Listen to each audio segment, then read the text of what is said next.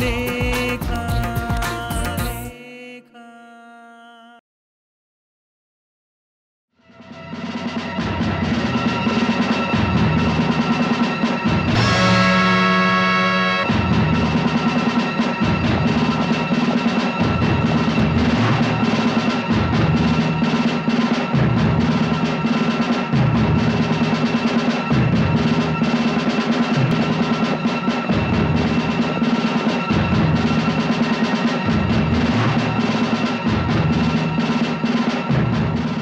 ಸಾಕ್ಷಿ sound ಕಡಿಮೆ ಮಾಡು.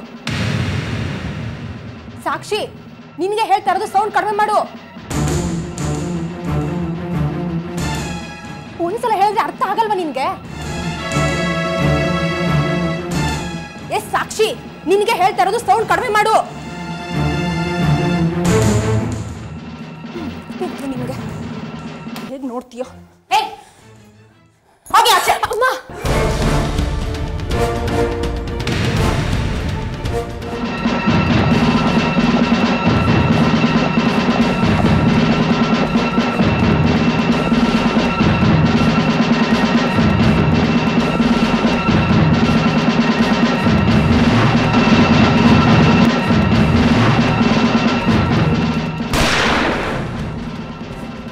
ಇದೇನ್ ಮಾಡ್ತಾ ಇದ್ದೀರಾ ಸಾಕ್ಷಿ? ಏನ್ ನೋಡ್ತಾ ಇದ್ದೀರಾ? ಶೂಟ್ ಮಾಡ್ಬಿಟ್ರು ಪ್ರೇಮ್. ಅವ್ನು ಸತ್ತೋದ. ಇಂಥ ಕೆಟ್ಟೋರ್ಗೆ ಬದುಕೋ ಹಕ್ಕಿಲ್ಲ. ಒಳ್ಳೆ ಕೆಲಸ ಮಾಡಿದ್ಲು, ಸಾಯಿಸ್ಬಿಟ್ಲು.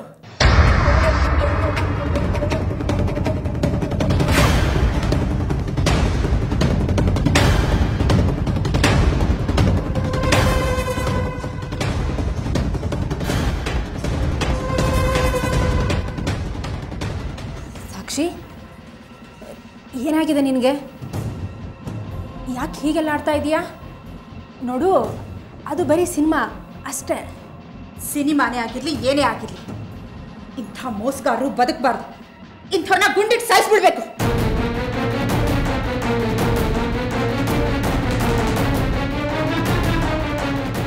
ಸಾಕ್ಷಿ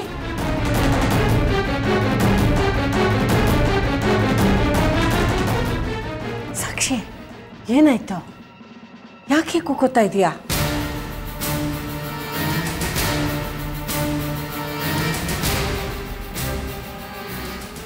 ಅದು ಅಮ್ಮ, ಈ ಫಿಲ್ಮಲ್ಲಿ ಹೀರೋಯಿನ್ನು ವಿಲನ್ನ ಗುಂಡಿಟ್ಟು ಸಾಯಿಸ್ಬಿಟ್ಲು, ಅದನ್ನ ಹೇಳ್ತಿದ್ದಾಳೆ. 1000 ಸತಿ ಬಡ್ಕೋತೀನಿ, ಬಸ್ರೆ ಆಗಿರೋರು ಈ ತರ ವೈಲೆಂಟ್ ಇರೋ ಸಿನಿಮಾ ನೋಡ್ಬಾರ್ದು ಅಂತ. ನಿಂಗಾದ್ರೂ ಬುದ್ಧಿ ಬೇಡವೇನೆ? ಮೊದ್ಲು ಆಫ್ ಮಾಡೋದನ್ನ. ಸಾಕ್ಷಿ, ನೀನ್ ಮೇಲೆ ಈ ಗಂಟೆಗಟ್ಲೆ ಟಿವಿ ಮುಂದೆ ಕೂತಿರ್ಬಾರ್ದು. ಹೋಗು, ರೆಸ್ಟ್ ತಗೋ. ಕೊಡಲಿ ರಿಮೋಟ್ ಕೊಡು. ಹೋಗು ಹೋಗು.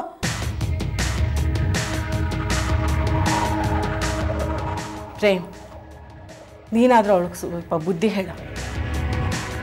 ಬಸ್ರಿ ಆಗಿರೋವಾಗ ಎಷ್ಟು ಹುಷಾರಾಗಿದ್ರು ಸಾಲದು. ನೋಡು, ಎಂತೆಂಥದ್ದು ಸಿನಿಮಾ ನೋಡಿ ಹೇಗೆ ಟೆನ್ಷನ್ ಮಾಡ್ಕೋತಿದ್ದಾಳು ಅವಳು.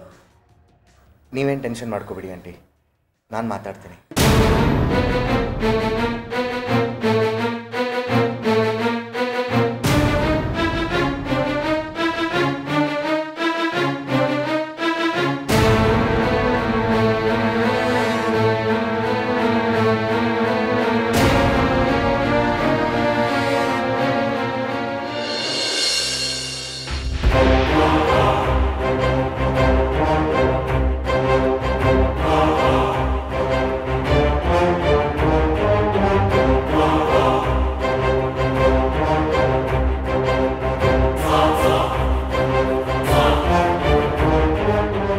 ಸಾಕ್ಷಿ, ಆರ್ ಯು ಓಕೆ? ಇಷ್ಟೊಂದು ಆವೇಶಕ್ಕೆ ಒಳಗಾಗೋದು ನಿಮ್ಮ ಆರೋಗ್ಯಕ್ಕೆ ಒಳ್ಳೇದಲ್ಲ ರೀ. ಎಲ್ಲರೂ ನನ್ನ ಹೊಟ್ಟೆಲಿರೋ ಮಗು ಬಗ್ಗೆ ಮಾತ್ರ ಕನ್ಸರ್ನ್ ತೋರಿಸ್ತಿದ್ದೀರಾ, ಆದರೆ ನನ್ನ ಮನಸ್ಸಲ್ಲಿ ಘರ್ಷಣೆ ನಡೀತಿದೆ ಅಂತ ನಿಮ್ಗೆ ಅರ್ಥ ಆಗಲ್ವಾ ಪ್ರೇಮ್? ಆ ಹಾಳು ಅನಿರುದ್ಧಿಂದ ನಾನೊಬ್ಬಳೇ ಅಲ್ಲ, ನೀವು ಕೂಡ ಎಂಥ ಅವಮಾನ ಅನುಭವಿಸಿದ್ದೀರಾ. ಆ ದೇವ್ರೆ ಪಾಪಿಗೆ ಶಿಕ್ಷೆ ಕೊಡೋದನ್ನ ಮರ್ತ್ಬಿಟ್ಟಿದ್ದಾರೆ ಅನ್ಸುತ್ತೆ. ಅವನು ತನ್ನ ಹೆಂಡತಿ ಜೊತೆ ಆರಾಮವಾಗಿ ಜಾಲಿಯಾಗಿದ್ದಾನೆ. ನೆನೆಸ್ಕೊಂಡ್ರೆ ನನ್ನ ಮೈಯೆಲ್ಲ ಉರಿಯುತ್ತೆ. ಅನಿರುದ್ಧ ಮೇಲೆ ನನಗೆಷ್ಟು ರೋಷ ಬರುತ್ತೆ ಅಂದರೆ ಒಂದೊಂದ್ಸಲ ರಾತ್ರಿ ನಿದ್ದೆ ಕೂಡ ಮಾಡೋಕ್ಕಾಗಲ್ಲ ಪ್ರೇಮ್. ಅಂಥ ಪಾಪಿಗೆ ನನ್ನ ಜೀವನ ಅರ್ಪಿಸ್ಕೊಂಡಲ್ಲ ಅಂತ ನನ್ನ ಮೇಲೆ ನನಗೆ ಹೇಸಿಗೆ ಆಗುತ್ತೆ. ಸಾಕ್ಷಿ ಪ್ಲೀಸ್. ಇಲ್ಲ ಪ್ರೇಮ್, ಹೆದರ್ಕೋಬೇಡಿ. ನಾನು ಸಾಯಲ್ಲ, ಆತ್ಮಹತ್ಯೆ ಮಾಡ್ಕೊಳ್ಳಲ್ಲ. ನಾನು ಯಾಕೆ ಸಾಯ್ಬೇಕು? ತಪ್ಪು ಮಾಡಿರೋಳು ನಾನೊಬ್ಬಳೇ ಅಲ್ಲ, ನನಗಿಂತ ದೊಡ್ಡ ತಪ್ಪು ಮಾಡಿರೋನು ಆನಿ. ಸಾಯೋದಾದ್ರೆ ಅವನು ಸಾಯಲಿ. ಸಾಕ್ಷಿ, ಏನು ಹೇಳ್ತಾ ಇದ್ದೀರಾ? ಏನಿಲ್ಲ.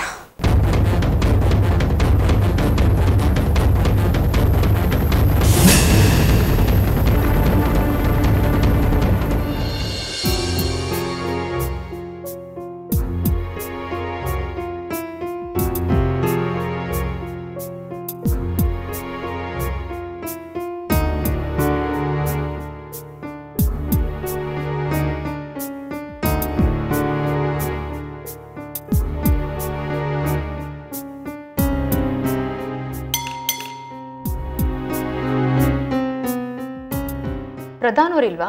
ಪ್ರಧಾನ್ ಸರ್ ಇವತ್ತು ಬಂದಿಲ್ಲ ಮೇಡಮ್. ಸರಿ, ಓಕೆ ಮೇಡಮ್.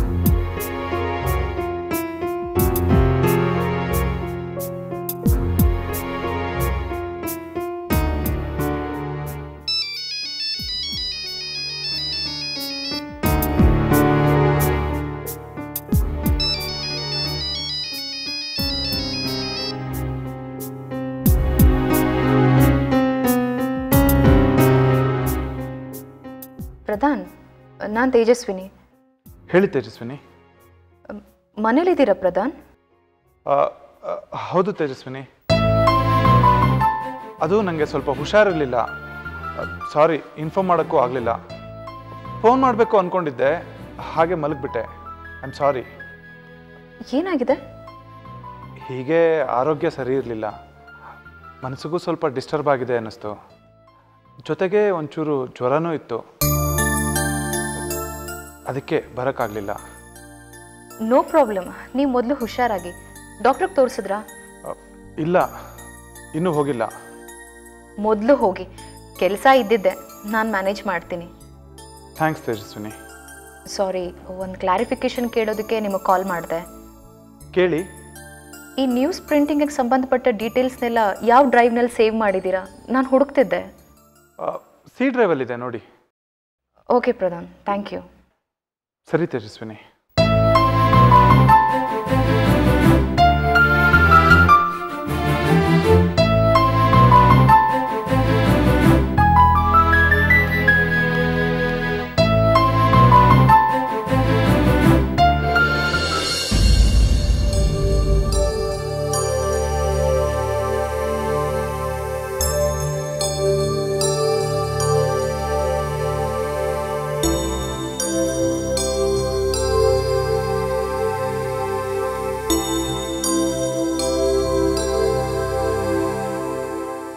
ನಮಸ್ತೆ ಗುರುಜಿ. ನಮಸ್ತೆ. ನೀವು ಹೊರಡಿ. ಬನ್ನಿ ಪ್ರಧಾನ್, ಕೂತ್ಕೊಳ್ಳಿ. ಏನು ವೀಕ್ ಡೇಸ್ನಲ್ಲಿ ಕೆಲಸಕ್ಕೆ ಹೋಗಲಿಲ್ವಾ? ಇಲ್ಲ ಗುರುಜಿ, ಇವತ್ತು ಆಫೀಸಿಗೆ ರಜೆ ಹಾಕಿದ್ದೀನಿ. ಯಾಕೆ, ಏನಾಯಿತು? ಏನಿಲ್ಲ ಗುರುಜಿ, ಯಾಕೋ ಮನಸ್ಸಿಗೆ ಸರಿ ಇರಲಿಲ್ಲ, ಕೆಲ್ಸಕ್ಕೆ ಹೋಗೋದಕ್ಕೂ ಮನಸ್ಸಾಗಲಿಲ್ಲ. ಅದಕ್ಕೆ ಇಲ್ಲಿ ಬಂದರೆ ಮನಸ್ಸಿಗೆ ನೆಮ್ಮದಿ ಸಿಗ್ಬೋದು ಅಂತ ಇಲ್ಲಿಗೆ ಬಂದೆ. ಒಳ್ಳೆ ಕೆಲಸ ಮಾಡಿದ್ರಿ. ಮನಸ್ಸಿಗೆ ಬೇಸರ ಆಗುವಂಥ ವಿಷಯ ಏನಾಯ್ತು ನಿಮ್ಮಲ್ಲಿ? ಅದು ಹೀಗೆ ಇರುತ್ತಲ್ಲ ಗುರುಜಿ, ಏನೋ ಅಸಮಾಧಾನ, ಏನೋ ಮುಜುಗರ. ಇವತ್ತು ರಜೆ ಹಾಕಬೇಕು ಅನ್ನಿಸ್ತು, ಅದಕ್ಕೆ ರಜೆ ಹಾಕಿ ಬಂದೆ. ಪ್ರಧಾನ್, ನಾನು ಊಹೆ ಮಾಡಿ ಹೇಳ್ತೀನಿ, ತಪ್ಪು ತಿಳ್ಕೊಬೇಡಿ. ನಿಮ್ಮ ಮ್ಯಾನೇಜಿಂಗ್ ಎಡಿಟರ್ ತೇಜಸ್ವಿನಿ ಇದ್ದಾರಲ್ಲ, ಅವ್ರ ವಿಷಯದಲ್ಲಿ ತಾವು ತಲೆ ಕೆಡಿಸ್ಕೊಂಡಿದ್ದೀರಾ ಅಂತ ಕಾಣಿಸುತ್ತೆ ಅಲ್ವೇ? ಗುರುಜಿ ಹೇಳಿ, ಯಾಕೋ ನನಗೆ ಹಾಗೆ ಅನ್ನಿಸ್ತಾ ಇದೆ. ತೇಜಸ್ವಿನಿಯವರು ನಿಮಗೆ ಬೇಡ ಅಂತ ಹೇಳಿದ್ದು ನಿಮಗೆ ಡಿಸ್ಟರ್ಬ್ ಆಗಿದೆ. ನಮಗೆ ಆಸೆಗಳಿದ್ದ ಹಾಗೆ ಬೇರೆಯವ್ರಿಗೆ ತಿರಸ್ಕಾರ ಮಾಡೋ ಹಕ್ಕು ಇರುತ್ತೆ. ಅವ್ರು ಬೇಡ ಅಂದಿದ್ದು ಅವ್ರ ಹಕ್ಕು, ಅದನ್ನು ನಾವು ಪ್ರಶ್ನೆ ಮಾಡೋ ಹಾಗೇ ಇಲ್ಲ. ಇಲ್ಲ ಗುರುಜಿ, ನಾನು ವಿಷಯನ ಮರ್ತ್ಬಿಟ್ಟಿದ್ದೀನಿ. ಅವ್ರ ಬಗ್ಗೆ ನನಗೆ ವ್ಯಾಮೋಹ ಏನೂ ಇಲ್ಲ. ಅವ್ರು ಬೇಡ ಅಂದಿದ್ದನ್ನು ನಾನು ಒಪ್ಕೋತೀನಿ. ಮತ್ತ್ಯಾಕೆ ಜಿಗುಪ್ಸೆ? ಗೊತ್ತಿಲ್ಲ ಗುರುಜಿ, ತೇಜಸ್ವಿನಿ ಅವರು ಇಷ್ಟು ದಿವಸ ಆಫೀಸಿಗೆ ಬರ್ತಾ ಇರಲಿಲ್ಲ. ಅವ್ರದ್ದೊಂದು ಟ್ರ್ಯಾಜಿಡಿ ಆಯಿತು. ಅವ್ರ ಗಂಡ ಬದುಕೇ ಇಲ್ಲ ಅಂತ ತೀರ್ಮಾನಕ್ಕೆ ಬಂದು ಅವ್ರ ಶ್ರಾದ್ದ ಇತ್ಯಾದಿ ಎಲ್ಲ ಮಾಡಿ ಮುಗಿಸಿದ್ರು. ಈಗೆಲ್ಲ ಮುಗಿದ ಮೇಲೆ ಮತ್ತೆ ಆಫೀಸಿಗೆ ಬರೋಕ್ಕೆ ಶುರು ಮಾಡಿದ್ದಾರೆ. ಹೌದೇ? ನೀವು ಅವ್ರಿಗೆ ಧೈರ್ಯ ಹೇಳಬೇಕಾಗಿತ್ತು. ನಾನೇ ಅವರಿಂದ ದೂರ ಉಳಿತಿದ್ದೀನಿ ಗುರುಜಿ. ನನಗೆ ತುಂಬ ಮುಜುಗರ ಆಗತ್ತೆ. ಅವ್ರಿಗೂ ಮುಜುಗರ ಆಗುತ್ತೋ ಏನೋ ಗೊತ್ತಿಲ್ಲ. ಅದಕ್ಕೆ ನನ್ನ ಕೆಲಸಕ್ಕೂ ಹೋಗೋಕ್ಕಾಗ್ತಿಲ್ಲ. ನೀವು ಕೆಲಸಕ್ಕೆ ಹೋಗಬೇಕಾಗಿತ್ತು. ತಕ್ಷಣಕ್ಕೆ ರಜಾ ಹಾಕಿದ್ದೀನಿ. ಮುಂದೆ ನೋಡೋಣ. ನನಗೊಂದು ಸ್ವಲ್ಪ ಬದಲಾವಣೆ ಬೇಕು ಗುರುಜಿ. ನೀವೇನೇ ಕೆಲಸ ಹೇಳಿ ನಾನು ಮಾಡ್ತೀನಿ. ಒಟ್ಟಿನಲ್ಲಿ ನನ್ನ ಮೈಂಡ್ ಫ್ರೆಶ್ ಆಗಬೇಕು ಅಷ್ಟೇ. ಗುಡ್. ನೀವು ಕೆಲಸ ಮಾಡಬೇಕು ಅನ್ನೋ ಆಸೆ ಬಹಳ ಖುಷಿ ಆಗುತ್ತೆ. ಏನು ಕೆಲಸ ಕೊಡಲಿ ನಿಮಗೆ? ಹಾಂ, ಅಲ್ಲಿದ್ದಾನೆ. ಒಂದು ಇಂಪಾರ್ಟೆಂಟ್ ಕೆಲಸ ಕೊಡ್ತೀನಿ ನಿಮಗೆ. ಬನ್ನಿ.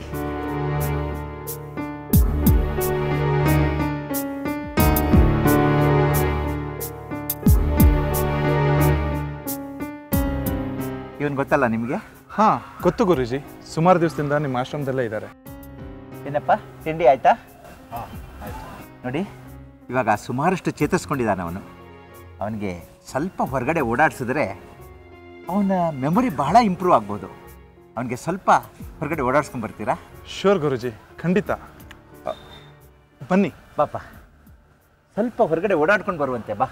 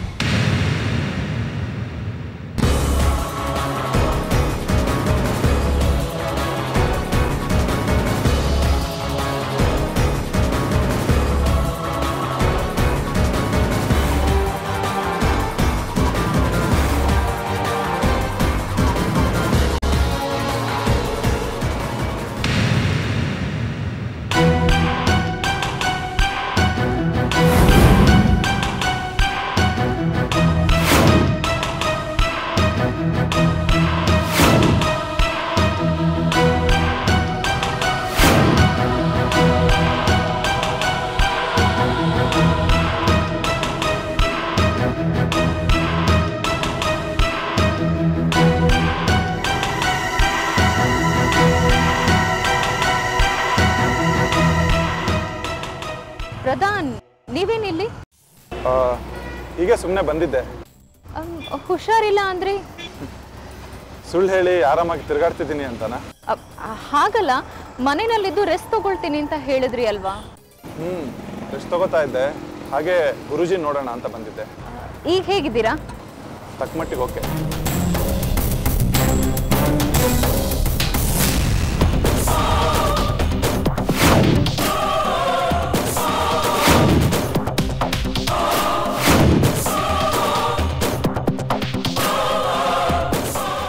ಯಾರೋ ಕೂತಿದ್ದಾರೆ. ಇವರು ಆಶ್ರಮದ ಪೇಷಂಟು. 3 ವರ್ಷದಿಂದ ಅಲ್ಲೇ ಇದ್ದಾರೆ. ಅವ್ರಿಗೆ ಮೆಮೊರಿ ಪೂರ್ತಿ ಹೋಗಿದೆ. ಗುರುಜಿ ಹೇಳಿದ್ರು ಇವನ್ನ ಹೊರಗಡೆ ಎಲ್ಲಾದರೂ ಸುತ್ತಾಡಿಸಿ ಸ್ವಲ್ಪ ಪ್ರಯೋಜನ ಆಗ್ಬೋದು ಅಂತ. ಅದಕ್ಕೆ ಕರ್ಕೊಂಡು ಸುತ್ತಾಡಿಸ್ತಾ ಇದ್ದೀನಿ. ಹೌದಾ?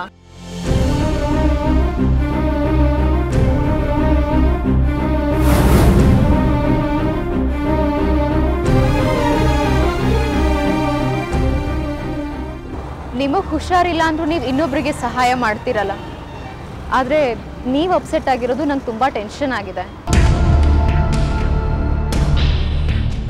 ತೇಜಸ್ವಿನಿ, ನಾನು ನಿನ್ನ ಬರಲಾ?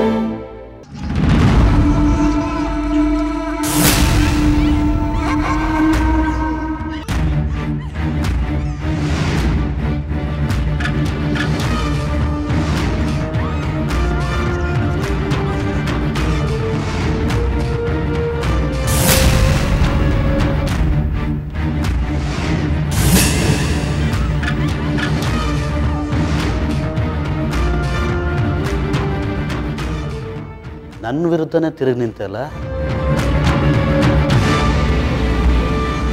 ನಿನ್ನ ಪಾಡಿಗೆ ನೀನು ಇದ್ದಿದ್ರೆ ಹೇಗಿರ್ಬೋದಾಗಿತ್ತು. ಸಂಬಂಧ ಕದ್ದು ಮುಚ್ಚಿ ನಡೀತಾ ಇದ್ರು, ನೀನು ನನ್ನ ಹೆಂಡತಿಯಾಗೇ ಇರ್ತಿದ್ದೆ. ಆದರೆ ಈಗ ಇನ್ನೊಬ್ಬರು ಹೆಂಡತಿಯಾಗಿದೆಯಾ? ಬೇಕಿತ್ತ ಇದೆಲ್ಲ? ಎಲ್ಲರ ಮುಂದೆ ಬಂದು ದೊಡ್ಡದಾಗಿ ಹಾರಾಡ್ಬಿಟ್ಟೆ. ಅದರಿಂದ ಏನಾಯ್ತು? ನನ್ನ ಮಾನ ಮರ್ಯಾದೆ ಹೋಯ್ತಾ? ಇಲ್ವಲ್ಲ, ನಾನು ಚೆನ್ನಾಗೇ ಇದ್ದೀನಿ. ನನ್ನ ಹೆಂಡತಿ ನನ್ನನ್ನು ಮುಂಚೆಗಿನ್ನ ಜಾಸ್ತಿ ಪ್ರೀತಿಸ್ತಾ ಇದ್ದಾಳೆ. ಇನ್ನೇನು ಬೇಕು? ಸ್ವಲ್ಪ ಅಡ್ಜಸ್ಟ್ ಮಾಡ್ಕೊಂಡು ಹೋಗಿದ್ದಿದ್ರೆ ಹೇಗಿರ್ತಿತ್ತು? ಕಳ್ಕೊಂಡ್ಯಾ? ಅನುಭವಿಸು. ನಿನ್ನ ಹಣೆ ಬರ ಏನು ಮಾಡೋಕ್ಕಾಗತ್ತೆ? ಇಷ್ಟೇ ಅಲ್ಲ, ನೀನಿನ್ನೂ ಕಣ್ಣೀರು ಹಾಕಬೇಕಾಗತ್ತೆ. ದೊಡ್ಡ ಮನುಷ್ಯರು ಹೆಂಡತಿಯಾಗಿರೋದು ಅಂತಂದ್ರೆ ಸುಲಭ ಅಂತ ಅನ್ಕೊಂಡಿದೀಯಾ? ಅನುಭವಿಸು.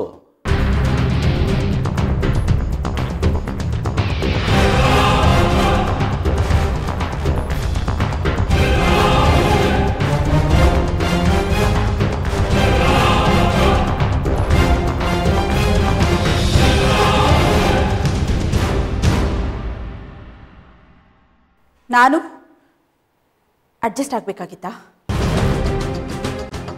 ನೀನು ಹೇಳ್ದ ಹಾಗೆ ಕೇಳ್ಕೊಂಡು ಬಿದ್ದಿದ್ರೆ ನಿನ್ನ ಹೆಂಡತಿ ಆಗಿರ್ಬೋದಾಗಿತ್ತಾ? ನೀನು ಚೆನ್ನಾಗಿದೀಯಾ?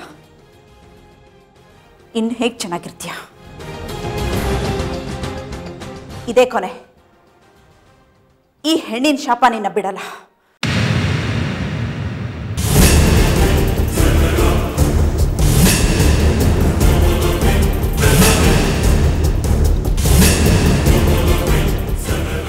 ಸಾಕ್ಷಿ, ಏನ್ ಮಾಡ್ತಿದ್ಯಾ ನೀನು? ನೀನ್ ಸಾಯ್ಬೇಕು. ಸಾಕ್ಷಿ ಬೇಡ. ನೀನ್ ಸಾಯ್ಬೇಕು. ಸಾಕ್ಷಿ ಬೇಡ. ಸಾಕ್ಷಿ ನೀನ್ ಸಾಯ್ಬೇಕು. ಸಾಯ್ಬೇಕು. ನೀನ್ ಸಾಯ್ಬೇಕು. ನೀನ್ ಸಾಯ್ಬೇಕು. ನೀನ್ ಸಾಯ್ಬೇಕು. ನೀನ್ ಸಾಯ್ಬೇಕು. ನೀನ್ ಸಾಯ್ಬೇಕು. ಸಾಕ್ಷಿ, ಸಾಕ್ಷಿ, ಏನ್ರಿ ಇದು? ನಿದ್ದೆಲ್ಲಿ ಏನೇನೋ ಕನ್ವರ್ಸ್ತಾ ಇದ್ದೀರಾ? ಅವನು ಅನಿರುದ್ಧ್ ಬಂದಿದ್ದ. ಎದುರಿಗೆ ನಿಂತ್ಕೊಂಡು ಛೇಡಿಸ್ತಾ ಇದ್ದ. ನಾನವನ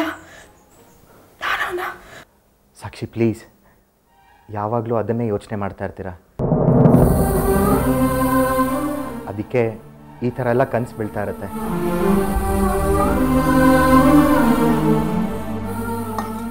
ತೊಳಿ, ಸ್ವಲ್ಪ ನೀರು ಕುಡೀರಿ.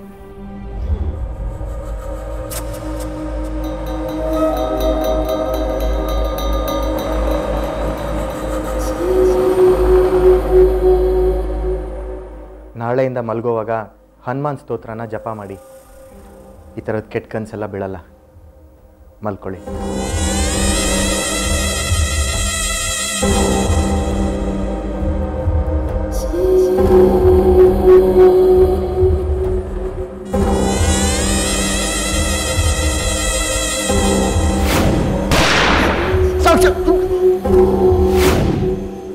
ಪ್ರೇಮ್, ಈ ಪಿಸ್ತೂಲ್ ಎಲ್ಲಿ ಸಿಗುತ್ತೆ? ಏನ್ರಿ ಅದು? ಏನೇನೋ ಮಾತಾಡ್ತಾ ಇದ್ದೀರಾ. ಸುಮ್ಮನೆ ಮಲ್ಕೊಳ್ಳಿ.